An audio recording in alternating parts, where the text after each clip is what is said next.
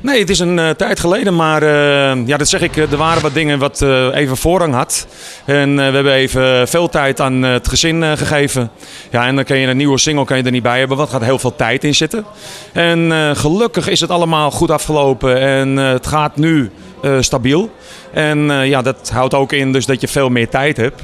En we hebben een kleine verschuiving gemaakt van een tekstschrijver. We zijn nu naar Emiel Hartkamp. En ja, dat is een waanzinnig mooi nummer geworden. Dans met mij door het leven. Een hele mooie nieuwe single. Als je heel lang eigenlijk een klein beetje hetzelfde gedaan hebt.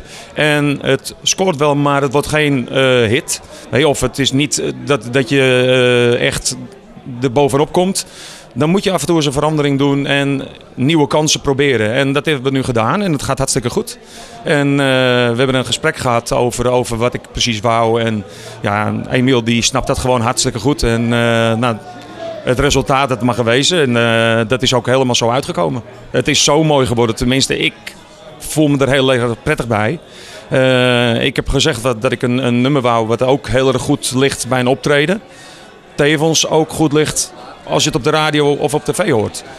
Ja, en het is een heel vrolijk en een zomers nummer. En ja, je kan eigenlijk, het heeft een meezinggehalte. Het heeft, je kan lekker bewegen erop. En het is een heerlijk nummer gewoon. Lekker zomers. Nou, we gaan eerst alle energie even in deze single zetten. En dan, daarna gaan we daarop kijken wat voor soort single we gaan doen hierop volgend.